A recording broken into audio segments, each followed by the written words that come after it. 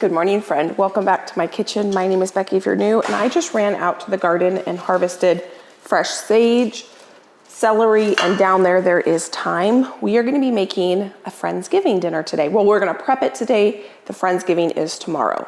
I think this is the 8th or 9th year that I have hosted Friendsgiving, and normally we do very non-traditional Thanksgiving meals, but this year, because I have so many beautiful fresh garden veggies that go into a Thanksgiving meal, I thought let's go ahead and do a more traditional one because I have never made the Thanksgiving meal by myself. So this is gonna be fun, and it's gonna be even more fun because this morning I woke up and my dishwasher was broken. Yesterday we actually prepped all the desserts for this, and you probably have already seen that.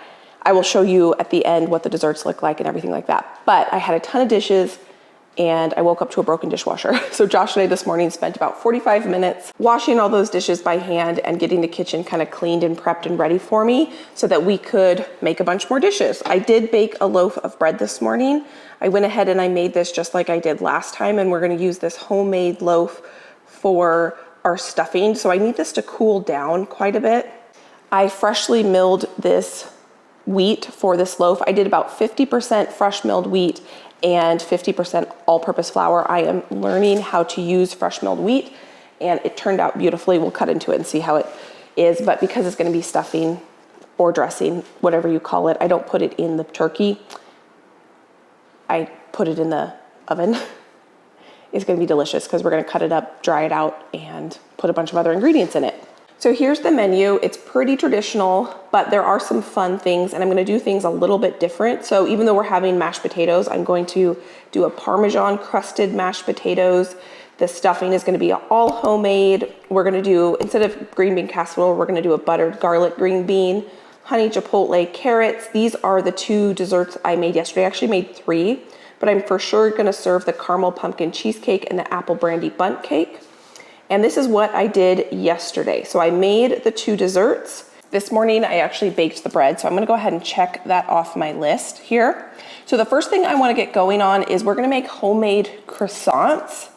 I have a whole list of the things that I'm gonna do today, and then I have a whole list of things that I need to do tomorrow, but we're gonna get to today's list today and tomorrow's list tomorrow. We're gonna dry brine and spatchcock a turkey, so we're not going to roast the turkey whole. You're gonna see how we're gonna do that. And it's a lot of fun things. To make myself feel better, I'm gonna go ahead and check these things off the list because we already did that. So let's go ahead and make the croissant dough so that can rise while we do a bunch of other things. I wanna get better and more proficient at making croissants. This is, I think, the 4th time I'm doing it, and I am gonna double this recipe. So I just took the time to write out the double ingredients here. So while I get out all the croissant ingredients, I will bring you back to yesterday, and I'm going to show you how I made that loaf of bread. I've been making homemade bread for probably going on about 10 years now, but I just now feel really comfortable making bread and getting bread to turn out relatively well most times. And so what I've been doing lately is really challenging myself and learning new techniques when it comes to bread baking. So croissants, we're going to be making those. I want to get really proficient at it. And when it comes to regular bread, learning how to use fresh milled flour.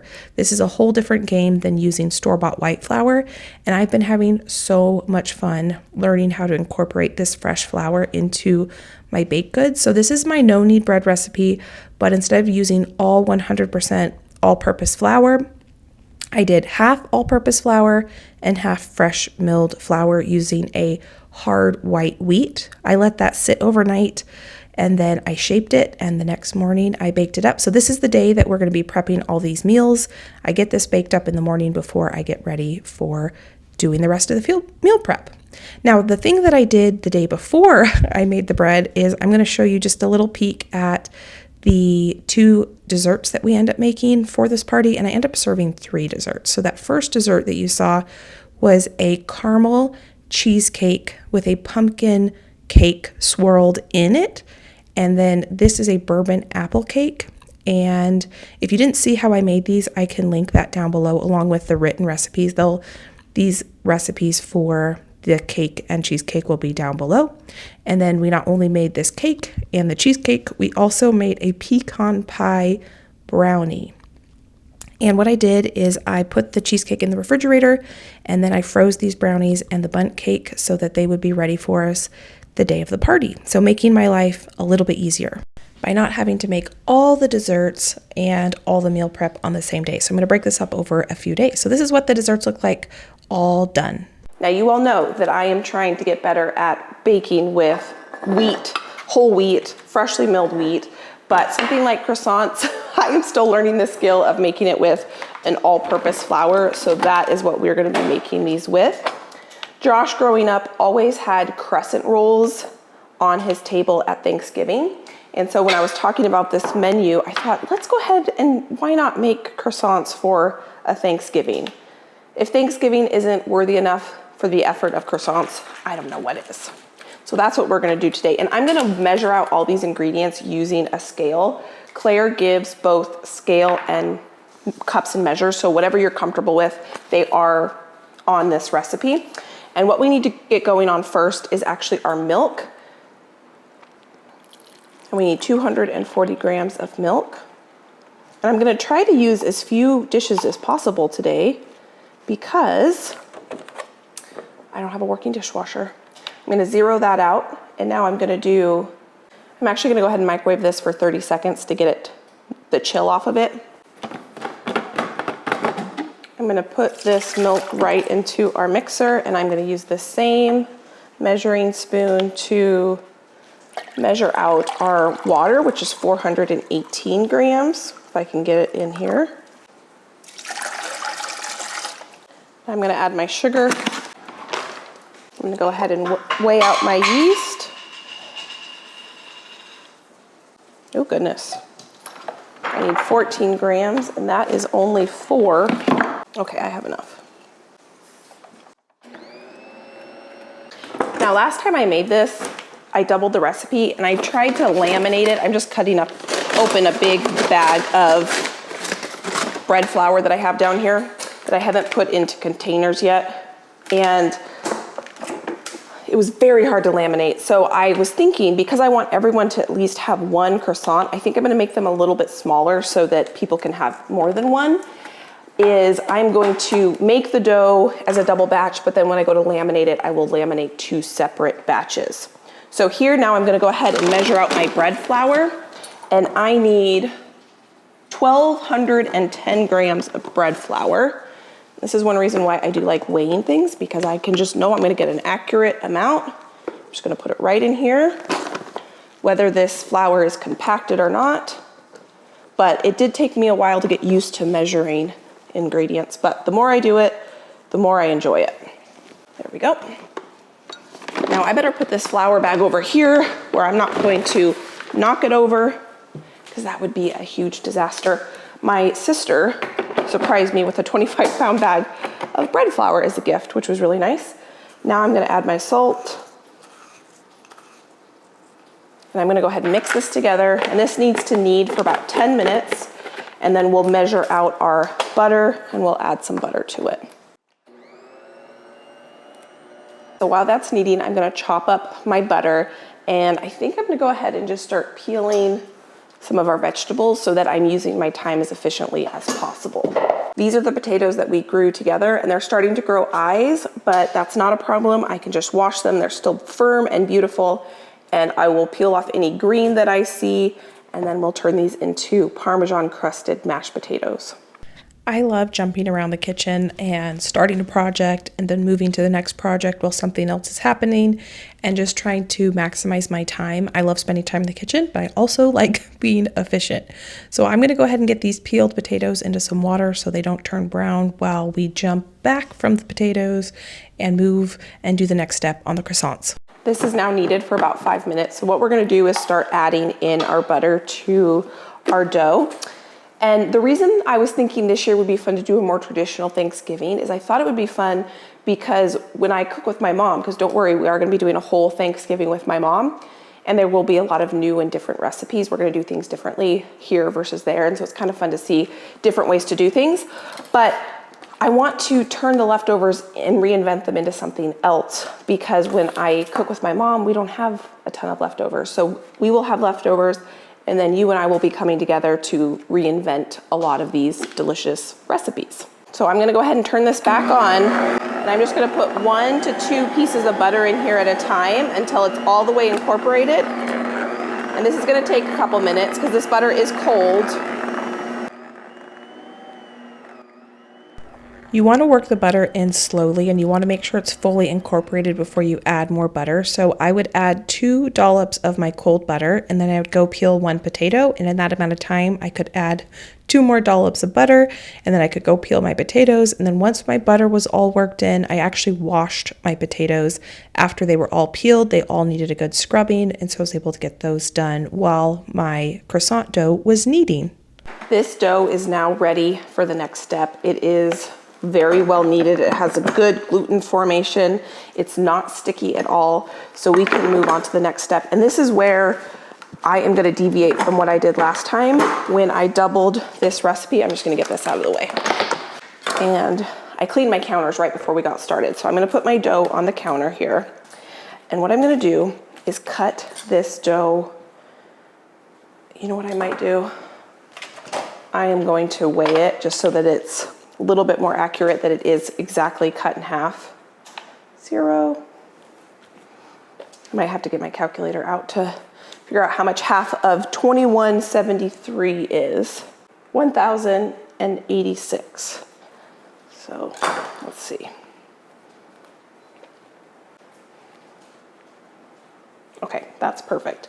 So now what I'm gonna do is make this into a ball. And this right here is 1 recipe's worth of our dough. And I'm going to make it into a nice ball. And then I'm gonna slit an X on it. And that's gonna help us later when we need to go to roll this out. I'm gonna plop this into this bowl. Do the same thing with this one.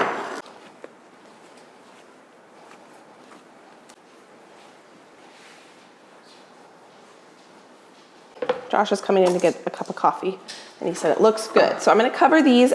These just need to rise for about an hour or so, and then we'll actually make the croissants tomorrow. I do need to get the butter ready, but I'm gonna do that in a little bit. I wanna get my potatoes cooking.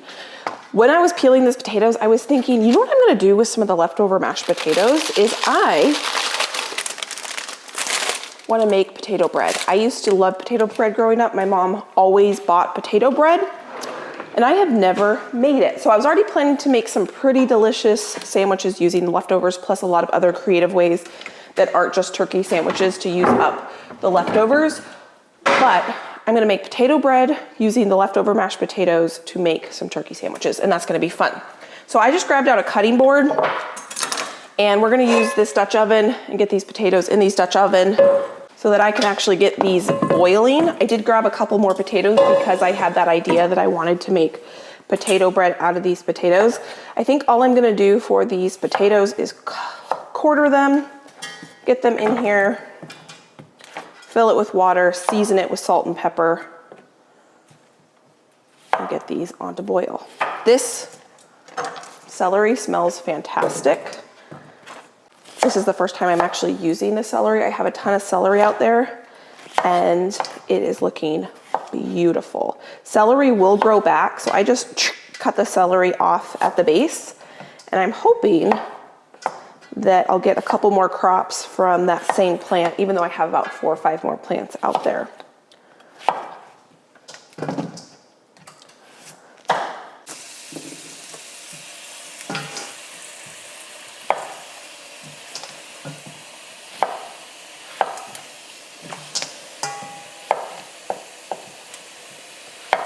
I read a ton of different recipes on different mashed potatoes, and one of them that I read talked about actually putting garlic cloves into the pot as the potatoes are boiling, so you get a soft cooked garlic. But I don't want to do that quite yet until they're probably about 10 minutes away from being done. So I'm going to get this over here on the stove. I'm going to turn this on high.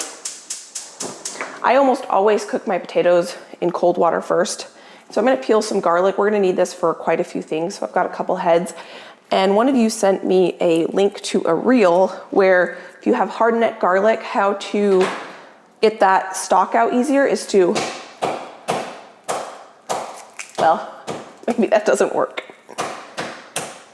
Well, the idea was if you hit that garlic on the hard neck, it would pop out the top and then it would be easier to peel, but apparently that's not the case for me. I'm just gonna get a few of these chopped. I'm trying to think, what do I need it for? I need the garlic for the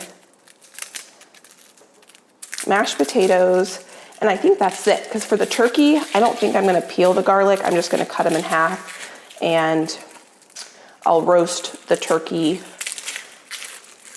on a whole head of garlic that's just cut in half. So I don't need to go through the effort of peeling them. So I have my garlic here all smashed. And now what I think I'm gonna do, since I'm kind of working with veggie prep, is I'm gonna get all of these carrots peeled and ready for roasting. So I'm just gonna peel them right into this compost bowl. What my goal for this dinner is to really just highlight the garden fresh produce that came out and use as much of that as possible. And what I probably should be doing, as I'm sitting here thinking, what can be working while I'm doing this, is I actually probably should take a second. I'm gonna wash my hands here.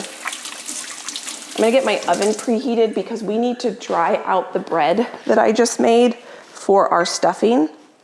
I'm gonna turn the stove on 300. This bread now has cooled enough that I can cut into it. This is definitely something you could do 2, 3, 4 days in advance if you want, because you don't need your bread to be fresh if you want to use homemade bread for stuffing. This is a large loaf. I made a larger loaf than I normally do because that looks pretty good. This is with the hard wheat as opposed to the soft wheat, which is what I've been using. It's got really good texture to it. This would be good to eat, but we are gonna turn this into stuffing. So I'm just gonna cube this. This is gonna be a really rustic stuffing, kind of bigger pieces. Bite-sized pieces though, I don't want them to be too big.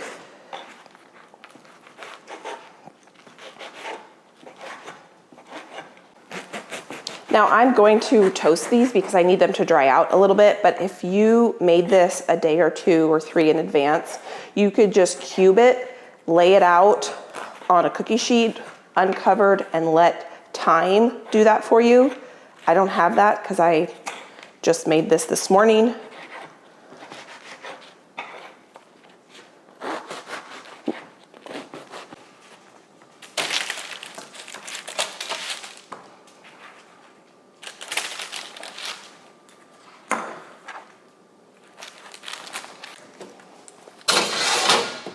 So one of the recipes I saw even said to put bay leaves when the water was boiling. So we're gonna try that. I'm gonna put the lid on just till it boils, and then I'll let it boil without the lid on once it comes to a boil. Now I'm gonna go ahead and peel up my carrots. I don't know if I told you, but I am going to roast these carrots and we're gonna put a honey chipotle glaze on the top. And I think that will be really, really good.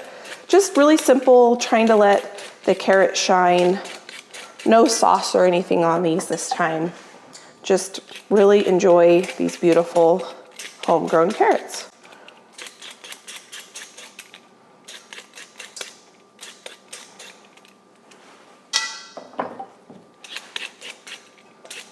I have a garden bed where I've been just throwing all my compost. It's a new experiment where I'm going to basically, things like this, it depends on what it is, but I'm gonna have basically a compost bin in one of my garden beds all fall and into the winter and spring.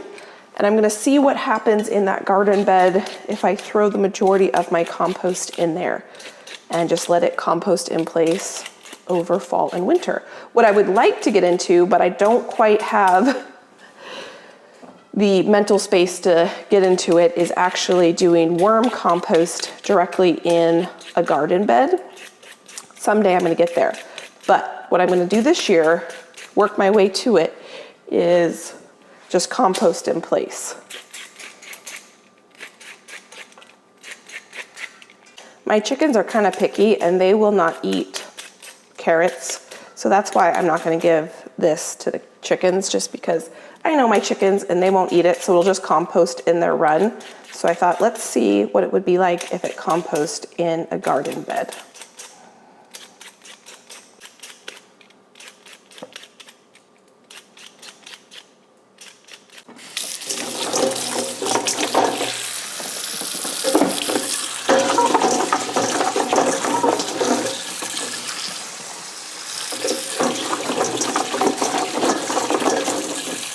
I don't know about you, but I certainly can't peel potatoes or carrots without getting a ton of potato and carrot peelings on the floor.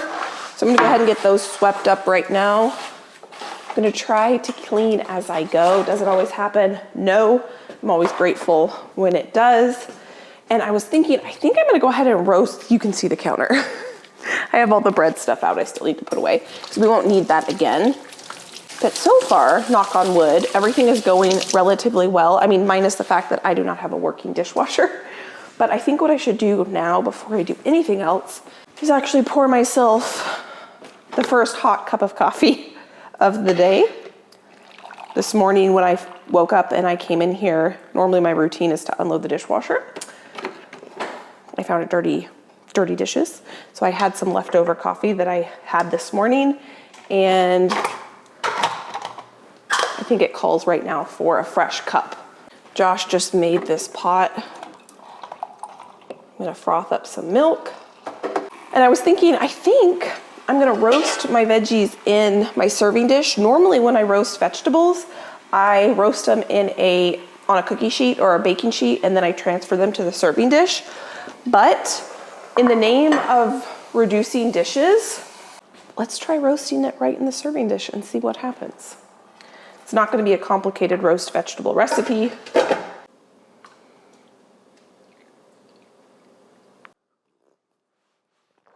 Ooh, and that is hot and delicious.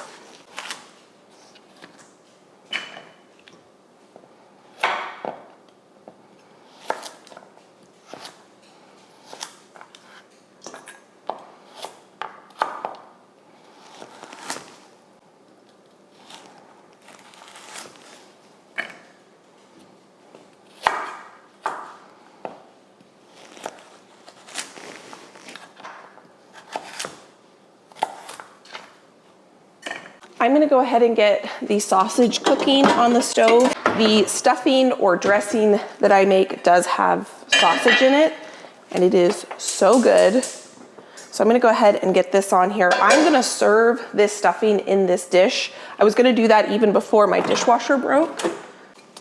If you do not have a oven-safe dish with a lid, maybe put that on your Christmas list, because I use this all the time, especially when making things like casseroles or things that you start on the stove and end in the oven, because it saves yourself a dish. It's so nice.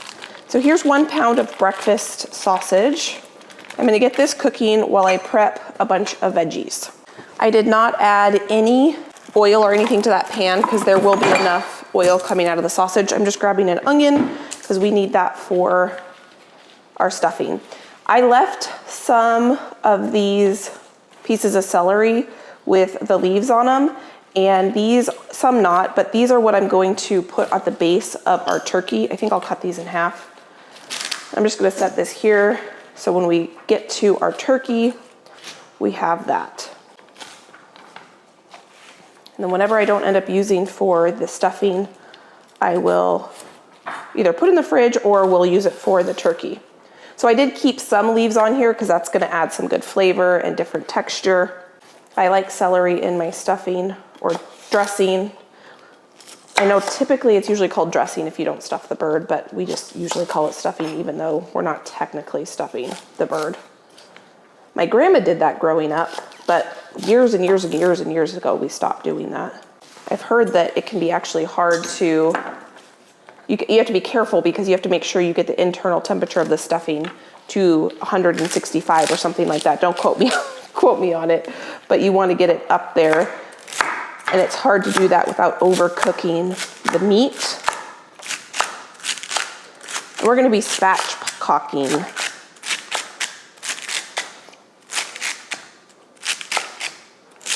This is probably way more celery than I need. I might chop it all and freeze half of it and take it to my mom's house when we make stuffing at my mom's house. One less thing we would have to do next week.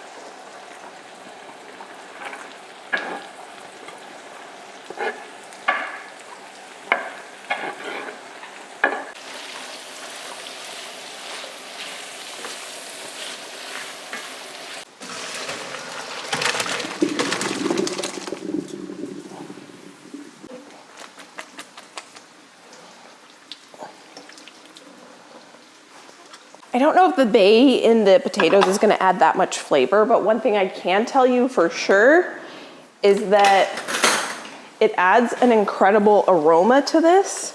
And now I gotta find the other 2 bay leaves. And I've read that anytime you make mashed potatoes, it's best to let them steam in the hot pot before you start adding your ingredients so that it can actually absorb more of the ingredients instead of just water. So there's 1. So that means I've gotten 2 out, so there should be 1 more in here. It smells incredible. I hardly ever cook with bay leaves, and I saw that trick and I thought that would be a fun thing to do. So now I can tell the garlic is completely cooked out. I don't see the bay in there, and I'll find it, I'm sure, when I mash it. I'm just gonna put a stick of butter on the top. I have not seasoned my stuffing yet, so I'm gonna get some salt in there. I'm not gonna salt this until I taste it because we salted the water. A lot of pepper in my stuffing, pepper in my potatoes. If you had white pepper, that would be best if you didn't want the pepper to show. And now I'm gonna get a stick of cream cheese in this mashed potatoes. I normally only add cream cheese to my mashed potatoes when it is for the holidays. I've been using Tillamook cream cheese a lot lately. It's not organic, but it doesn't have any thickeners or any gums or anything in it. It just has milk and the enzymes to make the cream cheese. So it's a little bit drier, it's kind of crumbly, but I like that it doesn't have any thickeners or gums to it. Get that in there. And I'm gonna let that sit in those hot potatoes and get a little bit soft. And then I'm gonna prepare, oh, did I just see it? No, I don't see I do not see, oh, there it is. Okay, the 3rd bay leaf. Getting that out of there. I'm gonna prepare the baking dish because we're gonna make this into a casserole, basically. A really common way you can reheat potatoes is actually in a slow cooker, but I wanna try something a little different this year. I've definitely reheated mashed potatoes many times in a slow cooker, but I happen to have enough oven space, I can do it in the oven. But what I am running out of space is refrigerator space. My croissant dough now has risen. So what I'm gonna do is actually pop these in the refrigerator, and we will see these back tomorrow when we roll them out and start to shape them, or I might do it tonight. They need to cool for at least 4 hours up to 18 hours. So depending on how I feel tonight or tomorrow, I'll either roll these out, start laminating them tonight or tomorrow. But for now, they need to go in the fridge. So I'm gonna make these mashed potatoes a little bit runnier than I would if I was serving them the same day because we're gonna reheat them tomorrow.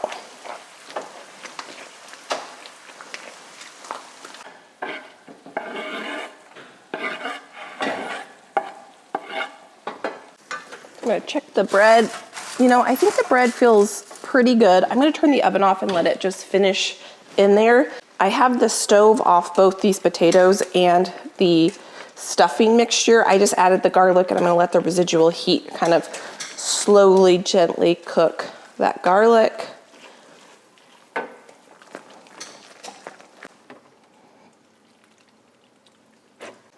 If I was serving those right now, I wouldn't add this little extra milk to it, but again, I'm gonna reheat this tomorrow. It'll dry out just a bit in the fridge. Woo! So I want it to have a little extra moisture in it. I don't mind a little chunks in my mashed potatoes. If you don't like that, grab a ricer out or something and you can make a really smooth potato. Wow. You can really taste the bay on that. That is so interesting. That is so good. That adds definitely an interesting flavor. I think I would definitely do that again. I do think it needs, though, a more garlic flavor. So I'm gonna put 1 big spoonful of garlic powder in here. The garlic that I grew in my garden this last year was not very strong. So even though you saw all those garlic cloves that are in here, they're pretty mild. Plus I basically poached them. So I'm sure that made them even more mild. So a big spoonful of garlic will do this good. Okay. Yep. Add just a little bit more. And I think I am gonna add a touch more salt. I'm gonna add some basil salt, because why not? We're kind of working in that herbaceousness of these mashed potatoes. I don't make mashed potatoes that often. I should make them more because they are delicious. All right, that's perfect. So what we're gonna do now is we are going to put it in our baking dish. I saw this on a reel, and I'm gonna take, this is a 4-ounce container, I think, of Parmesan. Yeah. So I'm gonna put half of it on the bottom here. Hopefully this doesn't burn on the bottom, but this is what it said was their favorite way to make mashed potatoes. So I'm gonna go with it. We're gonna put these mashed potatoes over the top of that.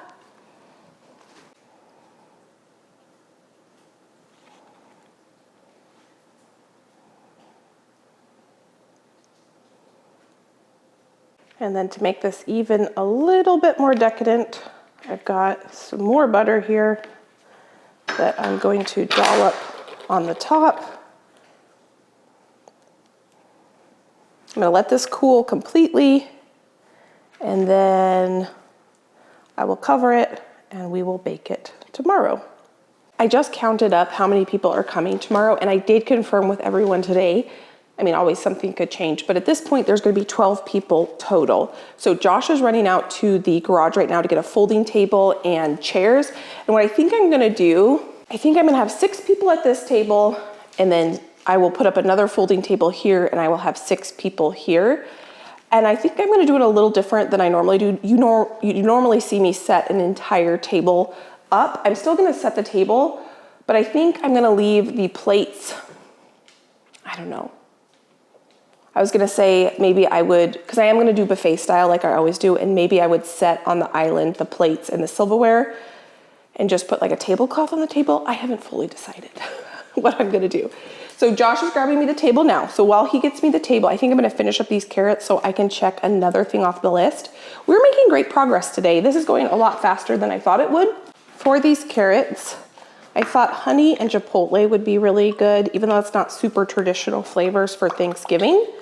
I think it'll add something yummy to this dinner. So I'm gonna start by putting some oil on these carrots. That way they don't dry out. It's one thing I like to do if I prep vegetables in advance is get a little bit of oil on them. And I'm not gonna put the spices on them yet, so I'm just gonna make a little spice blend in this bowl. I'm gonna put some salt, chipotle powder. I think the heat and the smokiness will pair well with the sweet carrots. A good amount of garlic powder, and that's it. And then I'm gonna drizzle, oh, you know what I'm gonna do? I'm gonna do some pepper. And if I remember, I'm gonna drizzle this with just a little bit of honey while they roast. And that will be our honey chipotle carrot. So I'm just gonna wrap this up, pop this in the fridge, and our carrot side is basically done.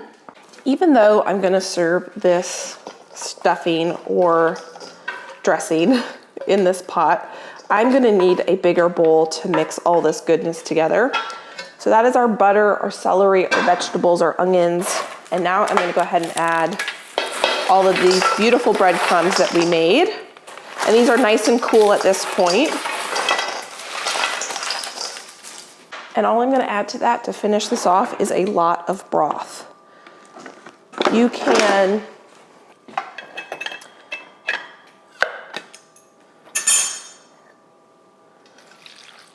buy the stuffing breadcrumbs if you want, and that makes good stuffing too. But I'm excited to see what this is gonna be like with this home ground flour. If it's gonna have kind of a little bit more depth of flavor. Or if you want a more rustic feel like this, but you don't wanna go through the effort of making the bread, you could go to your bakery and get a loaf of kind of like a crusty bread. I have done that before, and that's really good too. And I just started with 4 cups of broth here. I am mixing this in really well. There's definitely some broth at the bottom of this bowl. I'm just mixing this to get all this in. Usually you need to add a little bit more broth. You can reheat stuffing in a slow cooker as well if you want. That's how my mother-in-law makes her stuffing. And it's really, really good. It leans to more of a soft stuffing. And this, I'm hoping for it to be really soft on the inside, but pretty crunchy on the top. That's kind of how I like to make it. So I'm just gonna get this back in here. And this recipe is basically done at this point. I'm gonna kind of push all of this into the dish. Stuffing is kind of a funny thing because usually you would use dried out bread, leftover bread. I think that's where it originated from, is a way to use bread that would have gone bad otherwise. I'm gonna put the lid on this and one more thing done. So let's look at our list and kind of see where we're at right now. I have not reassessed this since last time we looked at it, so I'm just gonna mark a couple things off that we've done. Okay, I've started pulling all the table decor out. I was going to have Josh do it, but I think I'm gonna go ahead and do that right now. This we are gonna do together on a live, so I don't need to do that quite yet. I did take a second to clean up my island and do a little bit of cleaning. I've got a lot of dishes I need to wash by hand, but what I think I'm gonna do is get this stuff covered, pop this in the fridge because this is now cooled now, and then I'm gonna go ahead and get the table set, and then we will spatchcock our chicken, our turkey. We will spatchcock our turkey and dry brine it together, and then all of the things that we were planning, or I was planning on getting done today, is done. I'm not gonna make cranberry sauce because I have a jar of homemade cranberry sauce here. I was just Googling a bunch of potato bread recipes and I'm really excited to try that. I have an extra jar of broth out because we might need it for our stuffing. I was not planning on setting a whole table scape, but then I have a hard time not doing that. So I'm gonna go ahead and do that. So this is 12, seating for 12. So I have 6 at each table. And I just put my tablecloths through the dryer with a couple ice cubes. I actually asked Josh to do that so that they would get de-wrinkled without me actually having to iron them. I originally, like I mentioned, was thinking I'm not going to set the table. I'm just going to put the tablecloths on, maybe set some placemats out, put the plates on the island next to the food with the silverware and call that good. But then I just started setting the table and I ended up kind of doing a tablescape. This is all things I already had on hand. I grew these little pumpkins, so I kind of wanted to show them off and have them be part of this dinner. And then I just pulled out the napkins and the plates and the silverware, and I just kind of went to town and started setting the table. And later I was thinking about it, and I am actually glad I did this because the practicality of having the silverware on the table is a little bit more practical when serving buffet style, which is what I'm doing.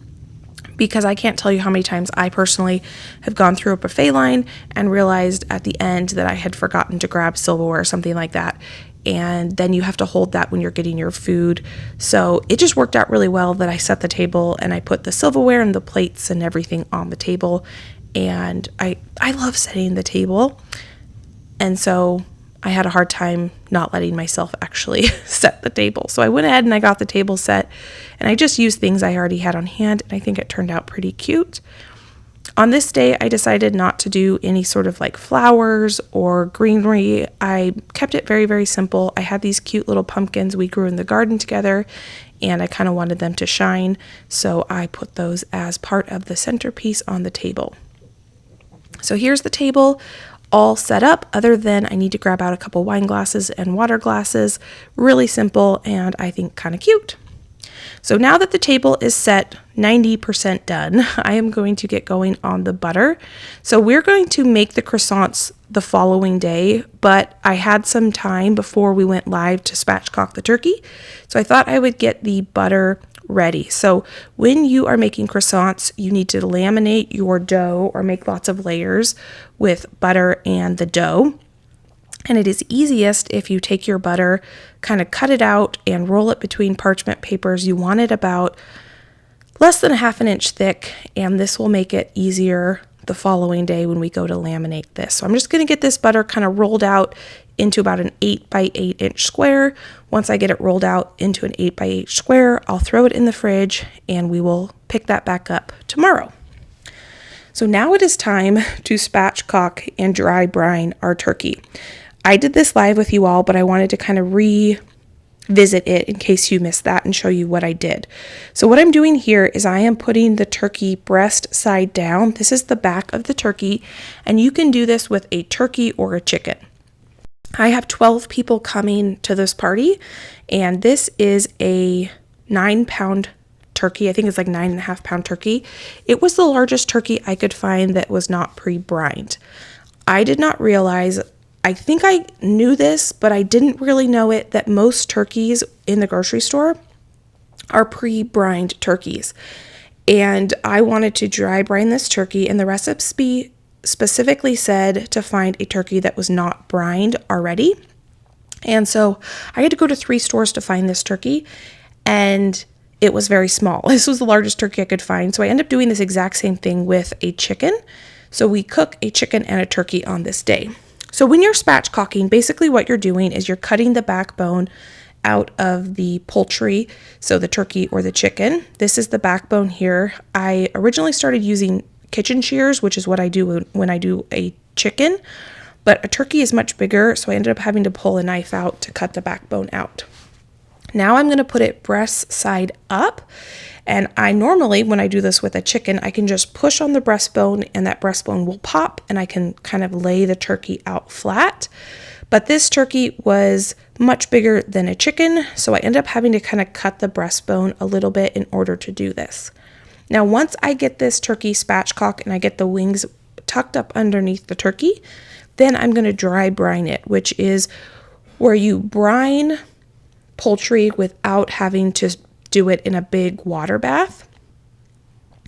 And so I have 5 tablespoons of a coarse kosher salt, and I am going to sprinkle this kosher salt on the top and bottom of the turkey. And then I'm going to put this in the refrigerator uncovered for 24 hours until we cook it the next day. So I'm tucking the wings underneath the breast so they don't burn.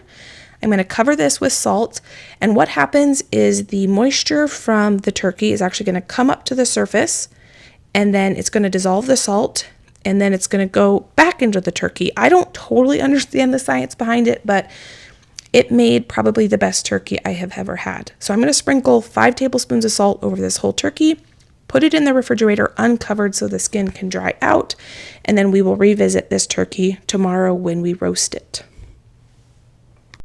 We are going to add some more flavors, but I will do that in the following day.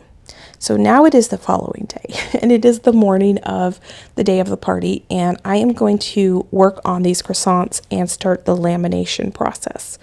This is the challenging part of making croissants. Up to this point, we made a dough, we popped it in the fridge, and we got our butter blocks prepped. The lamination part is what can be a little bit tricky, and this is the part that is the crucial step to make a light and buttery and flaky crust.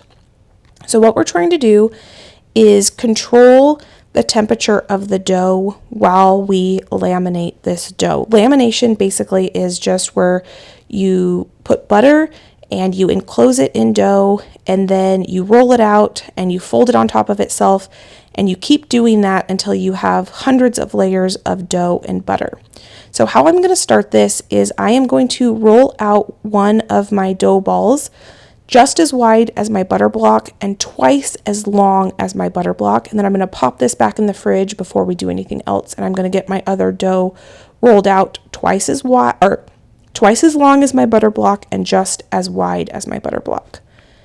And then I'm going to pop this in the fridge and cool the dough down. What we're trying to do is control the temperature of the dough. We do not want this dough starting to prove, and so between each step, we're going to pop the dough in the refrigerator for a good 20 minutes, and that way the yeast doesn't start to proof while we're laminating it. If that happens, it's all downhill from here. And so since I had 20 minutes, I'm going to go ahead and wash these dishes. My dishwasher still at this point was broken, and so I had a sink full of dishes. So I figured now would be a good time to get those clean while I'm waiting for my dough to chill. And I have my butter out on my counter because I actually want my butter to be not room temperature, but I don't want it refrigerator cold because I need it to be able to roll out with the dough and not completely crack. So now that my dough has chilled for a good 20 minutes, I'm going to take my butter block. My butter blocks weren't exactly the same size, so my dough, I rolled the two doughs out different sizes so that they would fit the butter block. I'm going to now enclose this butter into my dough. I'm going to fold up the bottom half and fold up the top half and enclose the dough, or enclose the butter in the dough. And now we will have basically a enclosed butter block in dough.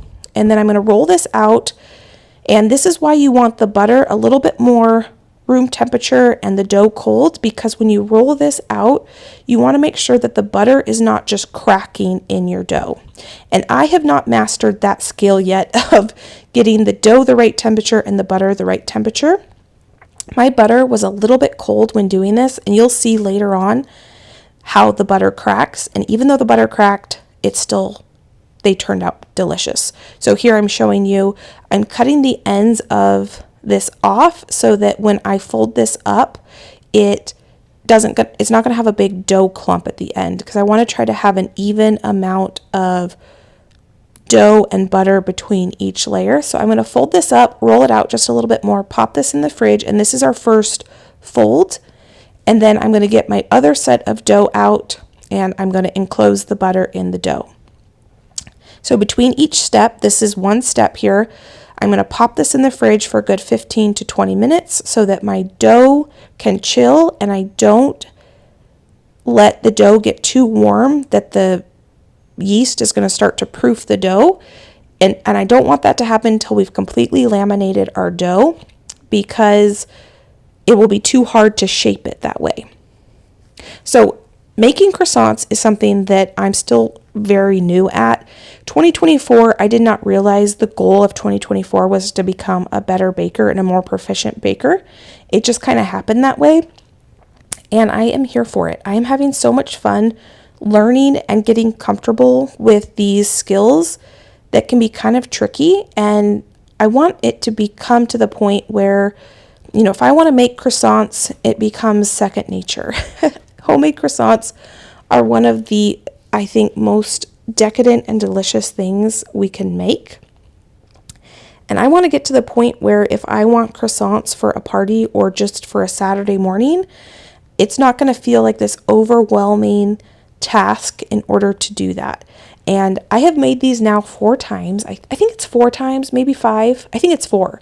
And one time they completely flopped. I ended up having to throw the dough away because I let the dough get way too warm and it way overproofed, and I wasn't able to laminate the dough properly. But the other times they turned out so good. Were they perfect? Absolutely not, but they were delicious. And so I want to get to the point where I am proficient at it and it doesn't feel overwhelming, and we can enjoy the simple pleasure of a homemade croissant whenever I feel like making it. So this is the final lamination step. I'm going to pop this again back in the fridge, let this chill. And then I'm going to roll it out to our final thickness. Now, if you look really close, you can see that the butter has cracked in this dough. And at this point, I am very stressed. I'm telling Josh, these are not going to turn out. The butter is all cracked. They're just not going to cook properly. And I say that every single time I make these. And only one time I had to throw the dough away. The other times it was so good. And so Josh said, you said that every time you've made these and they turn out delicious, so you shouldn't stress it. And he was right. Now, I don't like to make my croissants croissant shaped. I like to make them in this log shape. And because I did a double batch, I'm going to get 16 croissants. Now, I could have cut these in half and made them twice as small. These end up turning out huge.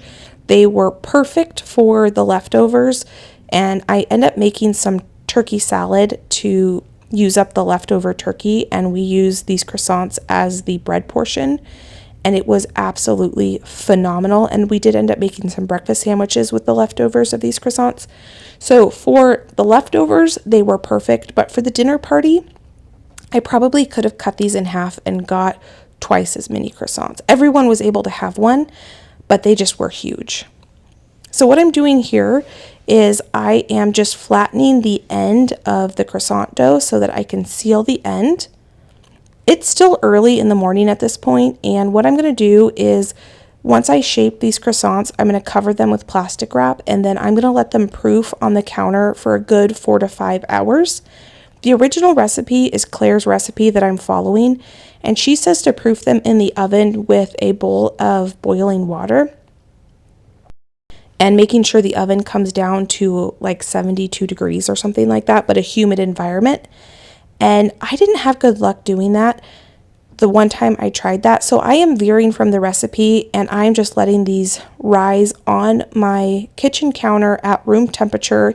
My house is usually about 70 degrees for about 4 to 5 hours. They rise very slowly, and it seemed to work pretty well for me. So I'm going to check that off the list. So now what I'm going to do is enjoy my family because we got all of this done early in the morning. It is now, I don't know, maybe an hour or two before the party is going to start, and I am going to finish these desserts. So 2 days before this Friendsgiving, I made 3 desserts. This is a caramel cheesecake with a pumpkin cake swirled in it, or it's a cheesecake swirled in a cake, or a cake swirled in a cheesecake. I'm not sure. I just know it was delicious. And I've had this in my fridge, and it sat beautifully. So I'm going to top it with some homemade whipped cream and some homemade caramel sauce, and this dessert is done. I also had a bundt cake that I made, and I had put that in the freezer. I pulled that out early in the morning and just let that thaw on my counter at room temp. And then I had also put these pecan pie brownies in the freezer. I let these thaw at room temperature covered, and they thawed beautifully, and now I'm just going to cut them into kind of individual serving sizes and get them onto a platter. I will link all the recipes. If I haven't mentioned that, they will all be linked down below. These brownies were so incredibly decadent and delicious. And now I need to get the turkey and the chicken ready for roasting.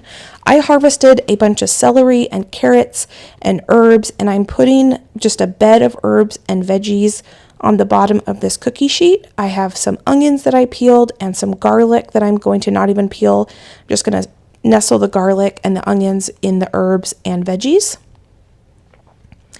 And this is going to be the base for what we're going to roast our turkey and our chicken on. So no need to peel this garlic because we're not actually going to eat the garlic. This is just going to be for flavor, so I'm going to cut it in half, put it on a cookie sheet, and put my spatchcock turkey on the top, and then I'm going to do the same thing for the chicken. So I didn't think I was going to have enough turkey for 12 people, and I was right, because I did want some leftovers as well, so we could reinvent the turkey leftovers into other meals. And so I just grabbed a chicken out of my freezer. This was a chicken that a friend raised on their property, and I was able to have the honor of going and helping butcher the chicken. So this is a beautiful pasture raised chicken and worthy of a celebration. And so I'm going to get both of these chickens, or both of these birds, ready to roast. I did put some butter underneath the skin of the chicken, and then I made a butter concoction. This has paprika, garlic, salt. Oh, no, it doesn't have salt because we dry brined it.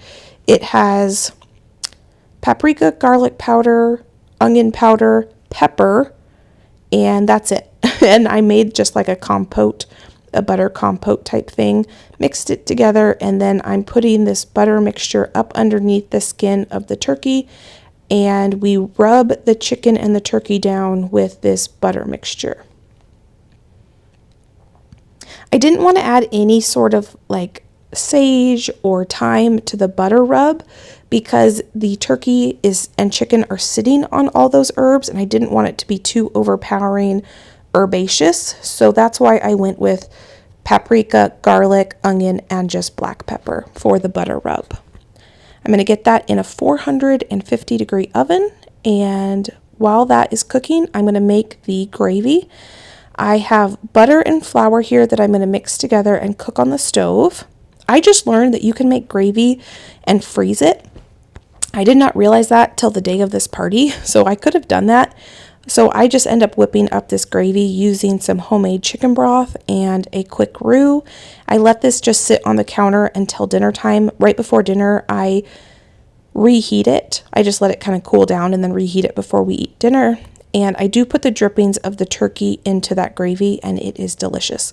The base of that gravy was actually chicken broth, but it didn't really matter if I used turkey broth or chicken broth. It was good. So now it's time to bake our croissants. I have my oven preheated, and I'm going to cook the croissants at the same time in the oven. So halfway through, I am going to have to rotate the croissants.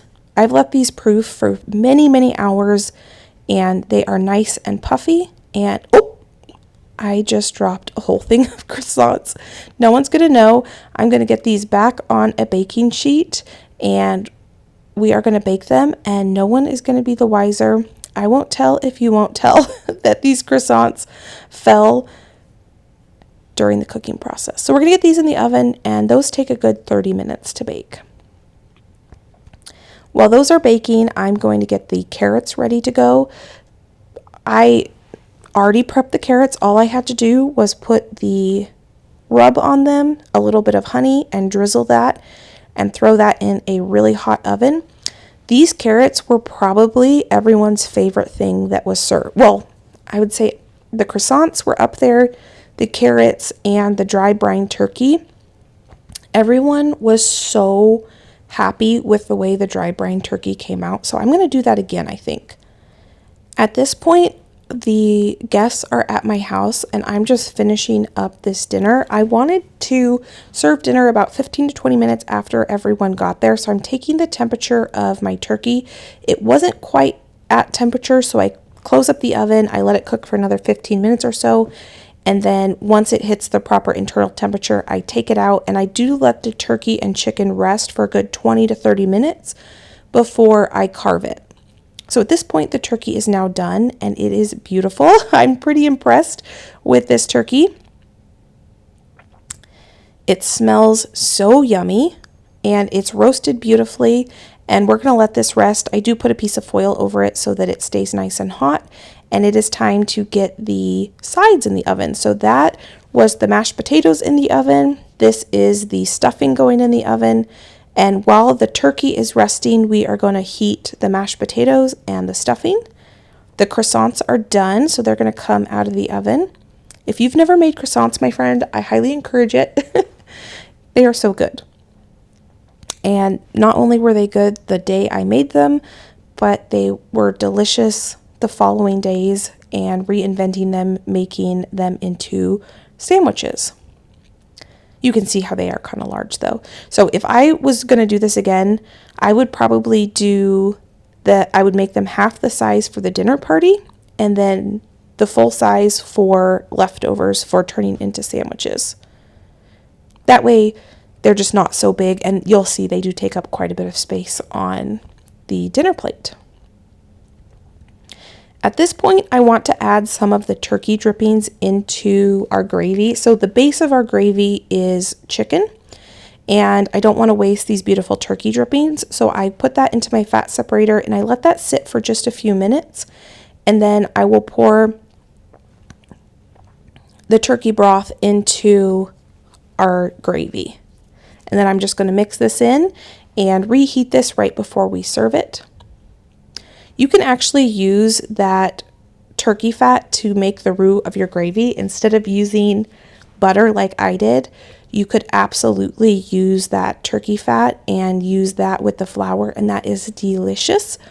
But I wanted to get my gravy done earlier in the day. I didn't want to stress about having to make the gravy and carve the turkey and making sure I got the rolls done and the sides done.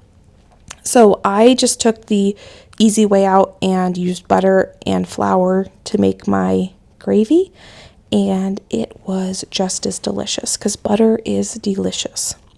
So now I'm going to carve the turkey. I don't think I've ever carved a turkey. I think this is the first time I'm carving a turkey. I have carved many chickens, and it's basically the same thing as a chicken. So I am going to keep the dark meat on the bone. So that's a chicken thigh and a chicken wing. And then I am going to cut the breast off the breastbone, and then I am going to slice that into slices. And I'm going to slice it so that each piece gets a little bit of the turkey skin. I cut the turkey I carve the turkey, I should say, and the chicken the same way, where I keep the chicken thighs together and the wings together, or not the wings, the chicken thighs, the chicken legs, and the breasts all together. My sister taught me this carving method, so instead of doing the very, very thin slices, you cut down the breast, and that way everyone gets a little piece of chicken skin or turkey skin, and that worked really, really well. So again, this turkey and chicken rested before I carved it for a good 20 to 30 minutes. That way, when I carved it, the juices didn't just run out onto the cutting board. You can see that on the cutting board, the juices are staying in the meat, not all over the cutting board. I had some green beans in the freezer from the garden. I sauteed those up with some garlic and butter, salt, and this is what this dinner is looking like. We got it all done and hot at the same time. The green beans, the cranberry sauce, the stuffing just turned out so well. I am so glad the way that this meal turned out. I really tried to focus on kind of highlighting the garden fresh veggies, and I think we were able to accomplish that. Here's the turkey and the chicken all carved. Again, I think that everyone's favorite were the carrots, the dry brined turkey, and the croissants. These mashed potatoes, though, the Parmesan crusted mashed potatoes, were absolutely delicious as well. But I think people really were surprised by the smoky heat that the carrots had, and it kind of balanced the whole meal, and everyone really enjoyed that. I think the star of the show are these croissants, and I am so grateful that they turned out well. Here's what the plate looks like all together, and you can see this croissant does take up quite a bit of space. And after we had dinner, everyone was a little too full for dessert. So these are the desserts that we made together. So we've got our cheesecake, our bundt cake, and our brownies. So what I did is I topped the cheesecake with a little bit of salt. That was not in the recipe, but it was definitely good. I'm going to show you what all these desserts look like, but no one was hungry for desserts. So what I did is I took some foil and I actually made these like foil boats and I sent everyone home with dessert so that they could enjoy it whenever they wanted, and that worked out really, really well. So I cut into each one to kind of give you a sneak peek of what they look like on the inside, but everyone went home with a foil boat full of desserts. This cheesecake was my favorite out of all that we made. It was kind of hard to rank them because they were all so different, but this cheesecake was probably my favorite just because I love cheesecake. I also loved the apple cake, and these brownies were incredible as well. So anyway, they all were good. We served the cake with a dollop of whipped cream, and this is the trio of holiday desserts for this party. Here you can see my foil boats. I do not have paper plates. I probably should get some for just this occasion. So I came up with this foil boat method as a way for everyone to bring some desserts home, and it worked really well. So I'm just giving everyone enough so that they can have a piece of each of the dessert. I cover it with some plastic wrap, and that was the goodie package that everyone went home with on this day. Our last guest just left, and we decided to put the table together so that everyone could sit at one table. I was originally thinking that I wanted to try this. I've thought this for a couple parties, but we weren't sure how it would work. And then when my sister-in-law said, hey, we should put these tables together, I thought, yes, let's put the tables together, and it worked brilliantly. So I will do this more. It's kind of at this funny angle, but it made it so that we could fit everybody at one table, and that made my heart happy. So I'm gonna show you what the aftermath looks like. This is all the food that needs to be put away, and I'm not gonna do it. Josh offered to put all the food away and wash all the dishes. We do not have a working dishwasher, so everything needs to be washed by hand. All the food needs to be put away, and tomorrow we are gonna be back in the kitchen, and we are gonna reinvent some of these leftovers into some delicious new meals that are creative ways to use up what I have left. I'm glad I made the turkey and the chicken, because one, that turkey would not have been enough because I have one thigh left and 3 legs, and then the meat that is left on the bones, that I want to use up some of these things to reinvent them, and I think they are going to be delicious. Everyone went home with a bunch of dessert. None of us ate dessert because we were all too full. We ate really well, and so everyone wanted to get home, get their kids to bed, and then they were gonna eat their dessert after they put their kids to bed, which I thought was a brilliant idea, and I think I'm gonna do the same thing. I am tired, and I'm glad that I do not need to tackle all of this. The croissants, oh my goodness, let me tell you, so good. I'm so glad that I'm starting to get comfortable making them. Every time I make them, it's a roller coaster of emotions, and Josh is always like, well, I always tell Josh, they're not gonna turn out, they're not gonna turn out, they're not gonna turn out. And he says that I say that every time. And I've made them 4 or 5 times, and only one time it was a complete disaster that I had to throw the dough away. And these are incredible. And I think what the biggest hit was the mashed potatoes and the chipotle honey carrots. Those were everyone's favorite, and people loved the dry brine turkey. So friend, I'm tired. I'm going to bed. I want to thank you for being here. Thank you for being you. I'm going to pop some videos here you can go enjoy between now and my next upload. I hope you are having a fantastic day, and I can't wait to see you next time. Bye, friend.